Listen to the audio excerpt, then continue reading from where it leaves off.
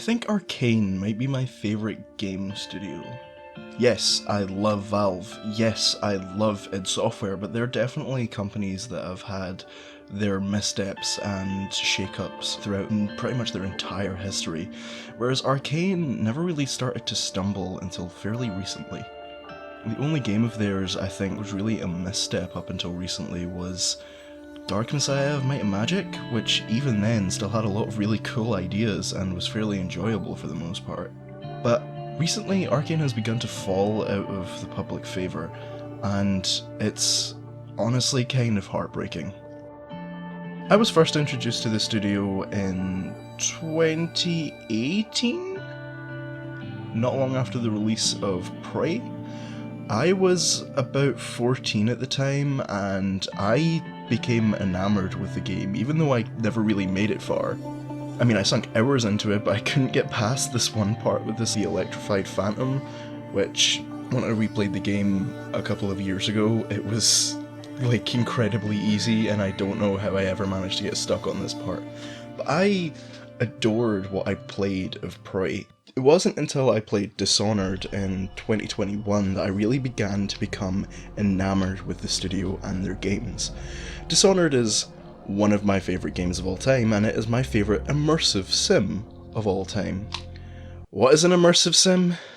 I'm not even going to bother attempting to explain it. Instead, I'm going to leave a link to a video by Charlotte and Wonder, who is probably the best person on the platform currently talking about immersive sims. All of his videos are really great. Check them out. You don't have to watch the full video, but like, at least watch the intro where he sort of explains what an immersive sim is.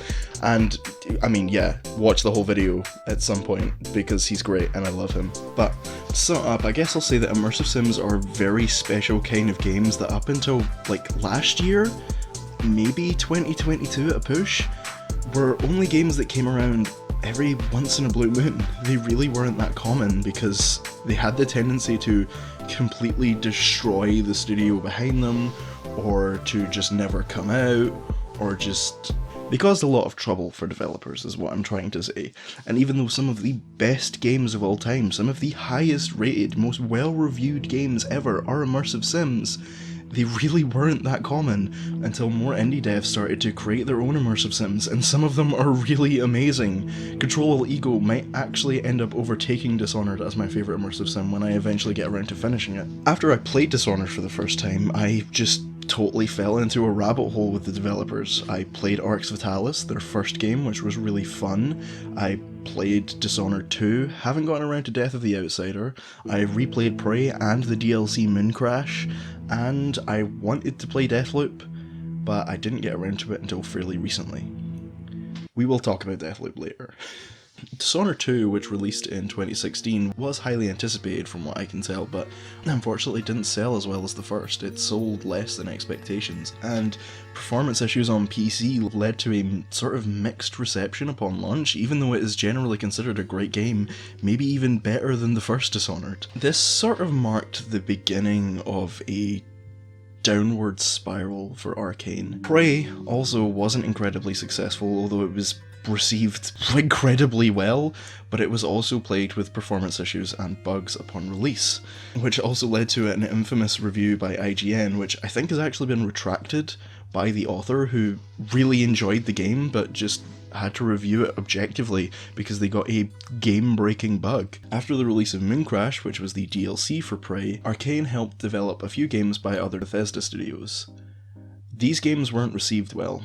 I haven't played Wolfenstein Cyberpilot, but Youngblood will probably go down as the most forgettable Wolfenstein game in a few years, like even more forgettable than Wolfenstein 2009, and Fallout 76. No matter how much people try to convince me that this is a good game, I hate it, I despise it, it is a stain on the Fallout series. Our game would eventually return in 2021 with Deathloop, which, okay, I think Deathloop is a good game. I enjoy Deathloop, but it plays it incredibly safe. It is an immersive sim, so it's still more out there than most mainstream AAA games, but it's basically Arcane just mishmashing ideas from their older games into a new game. Arcane were always known for bringing new ideas to games and experimenting and doing weird stuff, and it would work. Most of the time, it would work. But with Deathloop, even though these ideas still work and they're still interesting, they are ideas from older games. Like, sure, the main premise sounds unique. It's a time loop. You're forced to relive the same day over and over again until you assassinate however many targets it is in the game. But this is just a riff on Prey Mooncrash, where it was doing the same thing over and over again. With Deathloop, it's just doing the same thing over and over again, and it is fun to plan out new paths. It sort of reminds me of Cruelty Squad, where you're going through the same level over and over again every time you die to plot out the perfect path, but with Deathloop, while it is a good game, it felt safe for Arcane standards. I think the most interesting element of Deathloop is the multiplayer mechanics. Another player can invade your game as a character that is also stuck within the time loop who tries to kill you. This is cool, and it sort of reminds me of Invasions from Souls games, although it functions... Like, I love the Souls games, I love Bloodborne is my favourite game, but you have to admit, multiplayer in those games, like, doesn't work half the time. It's really good in Elden Ring, though. Also, the story of Deathloop just wasn't as interesting as I would like it to be. After its release, it was revealed, I think in a tweet, that Deathloop takes place in the same universe as Dishonored, which felt like an afterthought and was honestly kinda lame, but, you know, maybe it fulfills my need for another Dishonored game. I really hope we get another one at some point, but I don't know how likely that's going to be. After Deathloop was released, Redfall was announced. Redfall was a new Arcane game that was going to be developed by Arcane Austin, who are a subsidiary of Arcane. Now, before we get into Redfall, the kind of game it is, and why it was so disappointing, this is not a situation in which we can pin this on being by the B team, because Arcane Austin made Prey, and made Prey Mooncrash. And Prey is one of the best games I've ever played. It is my favourite System Shock 2 successor, which is saying something because there are some damn good System Shock 2 successors. Prey is amazing. Arcane Austin are capable of making amazing games. I can't think of a single time in the run-up to its release that I was ever excited for Redfall. Something about it, the way it was marketed, the overall tone and atmosphere around Arcane fans around about the time that it was being released was very dour. So I can't think of a single time that I was excited for this game. And unfortunately, I have never been more vindicated in my feelings than when Redfall was released. First, Redfall isn't an immersive sim, but it didn't need to be. Arcane, although they are primarily known for immersive sims, they are allowed to branch out. They are allowed to try and make new games and spread their wings. Redfall is a looter-shooter, co-op, open world, Left 4 Dead but with vampires type thing, and I kind of hate it. I kind of really hate it, and what it represents for the future of Arcane. Redfall didn't have to be a bad game, but it absolutely was. I mean, for one, it continues the trend of terrible PC performance from Arcane games, which had been going since Dishonored 2 and was continuing up to Deathloop and now to Redfall, but that doesn't make the game bad. I mean, Prey had bad performance, but it's, again, one of the best games I've ever played. What makes this game bad? It's mind-numbingly boring, and it has none of its own ideas or any Arcane flair outside of the art style, which is admittedly very good. This game could have been made by any studio, and I wouldn't have noticed that it wasn't Arcane. You could have told me that this game was, like, released by Ubisoft with some of the art team from Deathloop, and I would have believed you. I would have absolutely believed you. Because this game has none of its own ideas. It is not its own thing, and it's heartbreaking to see that for Arcane.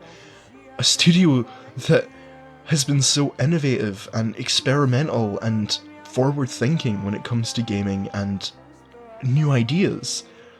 Deathloop, sure, it didn't really have much of its own ideas, but it still used old Arcane ideas, which are still good. This doesn't even use Arcane ideas. Redfall is not, it's Back 4 Blood, but with vampires. It's Back 4 Blood and Borderlands 2 with vampires. And my god, does that suck. I like most of Borderlands 2. I don't love it, but out of all the good ideas that game had, the looter shooter mechanics were not one of them. But that's what they decided to bring over into Redfall. And Back 4 Blood was just bad. It was bad Left 4 Dead. And I love Left 4 Dead. Left 4 Dead 2 is maybe my favourite multiplayer game of all time, just slightly behind Quake 3, maybe, at a push. But it's executed so badly here because it's so boring. It's mind-numbing.